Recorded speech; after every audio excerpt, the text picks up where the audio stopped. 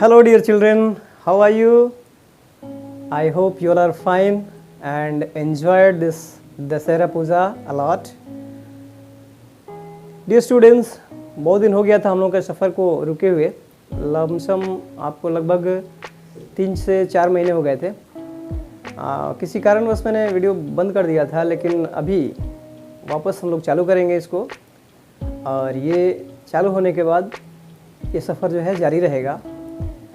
तो उम्मीद है आप अपना पेशेंस बनाए हुए हैं, और एक बार फिर से हम लोग इसको स्टार्ट करते हैं। पिछला वीडियो में हम लोगों ने ख़त्म किया था पास्ट परफेक्ट टेंस, और इस टेंस का जो आखिरी ये टाइप है आपका पास्ट परफेक्ट कंटिन्यूअस टेंस का है, जिसे हम लोग आज पढ़ने जा रहे हैं। तो उम्मीद है आप सभी वीडियो के अंत तक बने रहेंगे और पूरी जानकारी इस टेंस की लेंगे। लेकिन एक उम्मीद है आप सभी से, क्योंकि परिवार हमारा 190 प्लस हो गया है, तो अप्रोक्स 200 लाइक्स तो बनता है, और आप कर सकते हैं, मुझे मालूम है। तो मैं उम्मीद करूँगा कि 200 प्लस जो है लाइक इसको मिलना चाहिए। और इसके साथ साथ जो लोग अभी वीडियो पे नए हैं, जो लोग चैनल पे नए आए हैं, उनसे मेरा रिक्वेस्ट है कि please you all guys like, subscribe and press the bell icon to get the latest notification of my all upcoming videos. So बिना देर के हुए आज के हम लोग इस टॉपिक को शुरू करेंगे, जो है past perfect continuous tense. Dear students, ये हमारा पास्ट परफेक्ट कंटिन्यूअस टेंस का आज दिन है। तो सबसे पहले आपको किसी भी टेंस को इंग्लिश ट्रांसलेट करने के लिए, हिंदी सेंटेंसेस को इंग्लिश में ट्रांसलेट करने के लिए आपको उसकी पहचान जानना ज़रूरी होता है।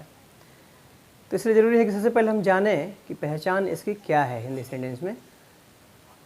तो माय डियर स्टूडेंट्स, हिंदी में अगर क्रिया के अंत में ता रहा था, ती रही थी, ते रहे थे इत्यादि तरह के क्रियाएँ हो, या फिर ता रहा था, ती रही थी, ते रहे थे, ये सब न होके अगर पास्ट कंटिन्यूअस वाला पहचान यानी कि रहा था, रही थी, रहे थे भी अगर आता है, और उसके साथ समय दिया हो, यानी कि कार्य के लंबे समय से चलकर समाप्त हो जाने का बोध हो, तो भी हम उसे पास्ट परफेक्ट कंटिन्यूअस टेंस में ही समझते हैं। जैसे कि आप देखेंगे यहाँ पे बोर्ड पे लिखा हुआ है, जिस हिंदी वाक्य की क्रिया के अंत में ता रहा था, ती रही थी, ते रहे थे हो, या रहा था, रही थी, रहे थे के साथ कार्य के लंबे समय से चलकर समाप्त हो जाने का बोध हो, वह वाक्य पास्ट परफेक्ट कंटिन्यूअस टेंस में समझा जाता है। जैसे मैं सासाराम में रहता रहा था, वह 2015 ईस्वी से यहाँ रह रही थी, वे लोग 2 घंटे से अपना पाठ याद कर रहे थे। तो एक बार आप इसे पूरा देख लीजिए, क्योंकि आपको लिखना भी तो होगा, तो आप इसे लिखेंगे और क्लियर देख लीजिए, आपको क्लियर व्यू मिल रहा होगा। अब आप समझ लीजिए कि मुझे उम्मीद है कि आप इसकी पहचान समझ गए होंगे। समझ गए ना कि कोई दिक्कत है?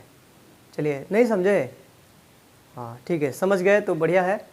और समझ गए तो एक बार आप अपने आप से ही इसको रिव्यू कर लीजिए, रिवाइज़ कर लीजिए। आप चेक करिए अपने आँख को बंद करके, बिना इसको देखे हुए कि आपने क्या समझा। तो मैं एक बार फिर से आपको क्लेरिफाई कर देता हूँ। पास्ट परफेक्ट कंटिन्यूअस टेंस के वाक्यों, पास्ट परफेक्ट कंटिन्यूअस टेंस के वाक्यों में, हिंदी वाक्यों में क्या होता है?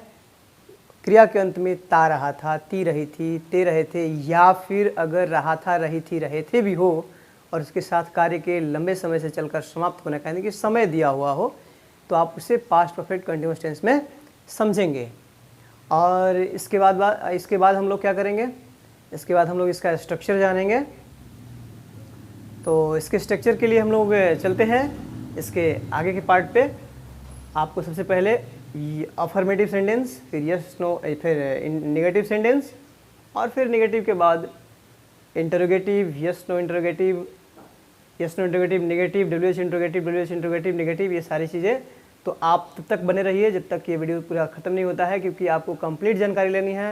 आपको वीडियो को पूरा देखना होगा, और आपको बगैर किसी अन्य जगह गए हुए आप, मुझे उम्मीद है कि आप इस वीडियो के माध्यम से पास्ट परफेक्ट कंटिन्यूअस टेंस के बारे में कंप्लीट और ऑथेंटिक जानकारी प्राप्त करेंगे। धन्यवाद आप सभी का। ओके डियर स्टूडेंट्स, अब हम लोग इसके अफर्मेटिव स्ट्रक्चर को देखेंगे। तो अफर्मेटिव में क्या है ना, बहुत ही आसान सा रूल है, जैसे कि आपने पास्ट परफेक्ट टेंस में भी देखा था कि किसी भी सब्जेक्ट के साथ with any subject you have to use just had been plus before in this tense.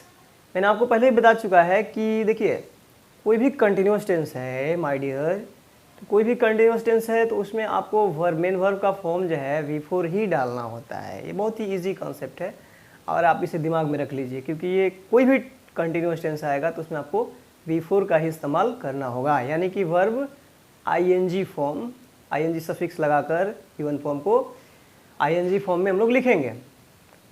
तो अफर्मेटिव में क्या है, with any subject had been plus before plus object plus since for plus time.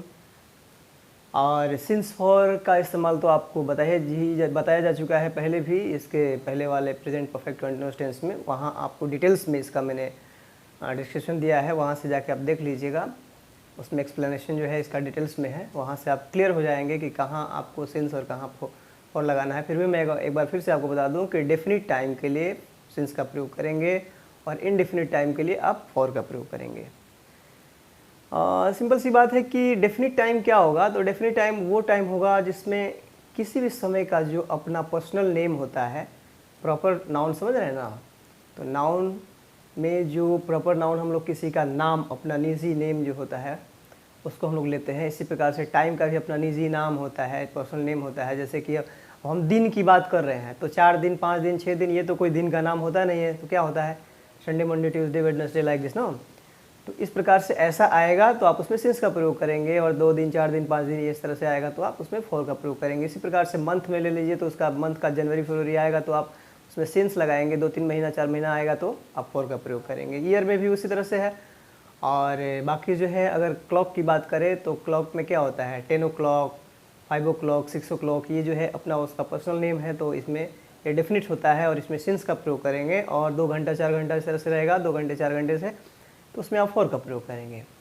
तो यहाँ पर मैंने लिखा है कि any subject plus had been plus before plus object plus since for, इसमें से दोनों में से कोई एक चूज करेंगे according to time, whether it's definite और इनडेफिनिट, राइट। तो इसमें एग्जांपल है, I had been living at Sasaram, they had been learning their lessons for 2 hours।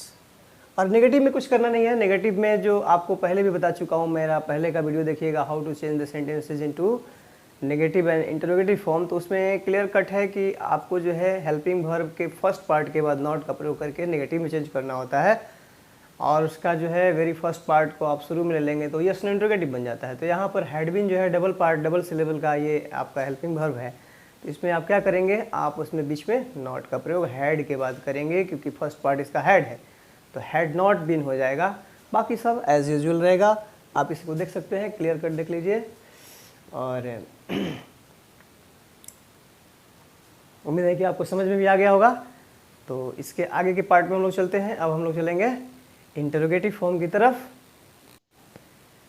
Dear students, अब हम लोग इसके यस नो इंटरोगेटिव, यानी वह सवाल जिसका हिंदी वाक्य जो होता है क्या से शुरू होता है। हाँ, तो क्या से कोई भी अगर सेंटेंस शुरू हो रहा है तो आप समझ लीजिए उसको आपको हाँ या ना, यस और नो में जवाब देना होता है। कोई भी क्वेश्चन बना लीजिए आप, पता चल जाएगा। जैसे क्या वे लोग 2015 से यहाँ रह रहे थे, तो इस तरह का अगर बात हो, हाँ हम कहेंगे, हाँ कहेंगे या ना कहेंगे, यस कहेंगे या नो कहेंगे। इस प्रकार से ये जो इस टाइप के सेंटेंसेस होते हैं इंटरोगेटिव सेंटेंस, उनको हम लोग यस नो इंटरोगेटिव कहते हैं। हमने पहले सारे वीडियो में बताया हुआ है आपको। तो यस नो इंटरोगेटिव के लिए क्या करना है, the very first part of this auxiliary verb what we use in this tense will be kept in the beginning of the sentence. जो सबसे पहला पार्ट है ऑक्सिलरी वर्ब का, यानी हैड बीन का जो पहला पार्ट हैड है, उसको आपको शुरू में लिख देना है, ठीक है। इसके बाद एज यूजुअल जैसे है उसमें से कुछ छेड़छाड़ नहीं करेंगे। लास्ट में एक क्वेश्चन मार्क आपको लगा देना है। आपको यहाँ पे लिखा हुआ है had plus any subject plus been plus before plus object plus since for plus time plus question mark. आपका हैड यहाँ पे था, तो ये हैड यहाँ से हट के शुरू में आ गया, बाकी सब वैसी है, कोई दिक्कत नहीं होना चाहिए। एग्जाम्पल में देखेंगे, had they been living here since 2015। ठीक, अब हम बात करेंगे अगर यस नो इंटरोगेटिव के साथ आपका नेगेटिव भी आ जाए तो क्या करिएगा। तो उसके लिए ज़्यादा परेशान होने की ज़रूरत नहीं है। ये जो यस नो इंटरोगेटिव आपने स्ट्रक्चर बनाया, इसमें सब्जेक्ट के बाद आपको खाली नॉट जोड़ देना है। सब्जेक्ट जहाँ है ना, उसके ठीक बाद just after the subject you have to add not to make it yes no interrogative, interrogative plus negative के लिए। ठीक है, और सेम स्ट्रक्चर रहेगा। जैसे आप देख लीजिए, had plus any subject plus not. हमने क्या किया, ये पहला स्ट्रक्चर तो ऐसे ही था, यहाँ सब्जेक्ट के बाद जो है नॉट हमने ऐड कर दिया और ये बन गया आपका yes no interrogative plus negative. Had she not been living here since 2015। ये क्या बात हुई भाई, अभी आपने ही कहा कि वो यहाँ पे रह रही थी और आप ही पूछ रहे हैं कि क्या वो नहीं रह रही थी। ये तो कॉन्ट्राडिक्शन वाली बात है ना थोड़ा सा। तो कोई बात नहीं, कभी कभी ऐसा होता है, अपने आप पे भी शक होने लगता है किसी किसी को, तो यहाँ पे शक करने की ज़रूरत नहीं है। कंफर्म है कि वो यहाँ पे रह रही थी 2015 से, इसलिए घबराने की बात नहीं है। ये क्वेश्चन हमने बनाने के लिए सेंटेंस को कन्वर्ट किया है। अब इसके बाद एक और भी इंट्रोगेटिव आता है जिसको हम लोग WH इंट्रोगेटिव के नाम से जानते हैं, WH क्वेश्चन के नाम से जानते हैं, जिसमें व्हाट, व्हेन, वेयर, वाई, ये सब जो WH से शुरू होने वाले जो वर्ड्स होते हैं ये रहते हैं, कब, कहाँ, कैसे, क्यों। तो इसमें क्या करना है, बहुत ही सिंपल सा रूल है बाबू। क्या करना है, आपका जो यस नो इंट्रोगेटिव का जो स्ट्रक्चर है उसी में आपको WH वर्ड सबसे पहले ऐड कर देना है। There is nothing else more to be added. Just what you have to add, you have to add WH word in the beginning of in the beginning of yes no interrogative sentences. Let us see. ये आपका yes no interrogative का structure है और इसमें हमने क्या किया, उसी स्ट्रक्चर को सेम रखते हुए WH वर्ड केवल शुरू में लिख दिया, तो ये बन गया आपका WH क्वेश्चन यानी WH इंटरोगेटिव। ठीक है, तो इसका एग्जाम्पल भी आप देख लीजिए, where had she been living since 2015। अभी देखिए उसको शक हो रहा था कि क्या वो रह रही थी कि नहीं, अभी वो उसको पूरा डाउट हो गया है, लग रहा है बाउंसिंग माइंड हो गया। अब वो पूछ रहा है कि वो 2015 से कहाँ रह रही थी। शुरू में ही उसको जवाब मिल गया है, फिर भी वो तमाम तरह के सवाल। कोई बात नहीं है, घबराने की बात नहीं है, ये सिर्फ एक फॉर्मेट है क्वेश्चन का, आपको एक एग्जाम्पल शो करने के लिए इसमें वर्ड को ऐड किया जा रहा है। तो आप और भी इसको बना सकते हैं अलग अलग तरीके से।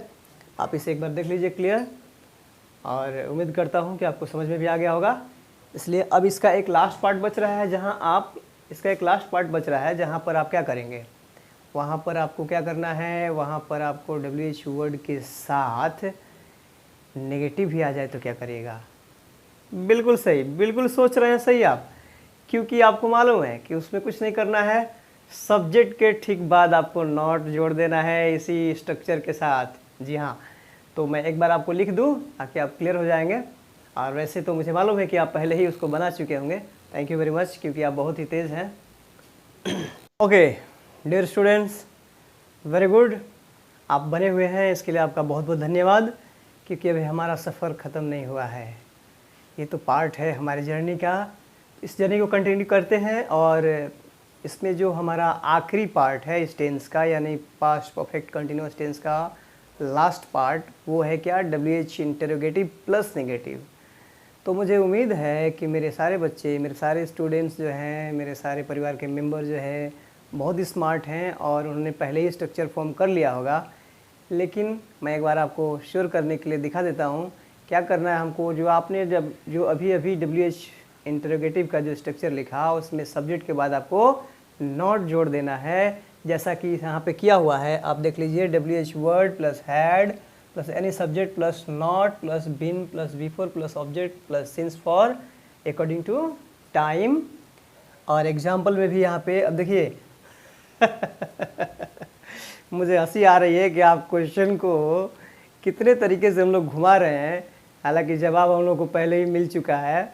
फिर भी देखिए एक बार कैसे क्वेश्चन बदल गया।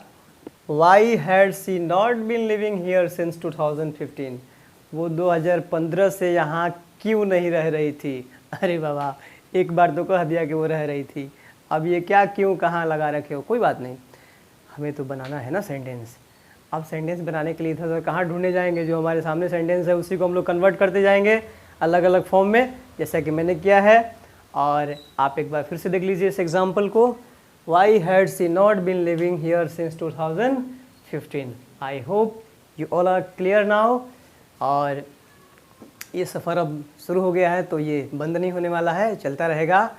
और बहुत बहुत धन्यवाद आप सभी का हमारे इस परिवार को 190 प्लस कराने के लिए।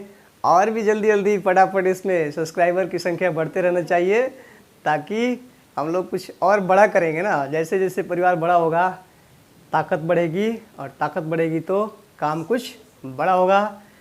एक बार फिर से मैं आपको याद दिलाता हूँ, जो भी गाइस इस चैनल पे नए आए हैं, वो उनका फ़र्ज़ बनता है, उनसे मैं रिक्वेस्ट करता हूँ कि वो चैनल को सब्सक्राइब करें, लाइक करें और बेल आइकन को दबाएं, ताकि आपको लेटेस्ट नोटिफिकेशन मिलता रहे। मैं आप जो चीज़ सोच रहे हैं मन में, मैं वो सब आगे प्रस्तुत करने वाला हूँ, but one by one, will not break the series, will continue step by step. So for the day today, thank you very much, thank you very much.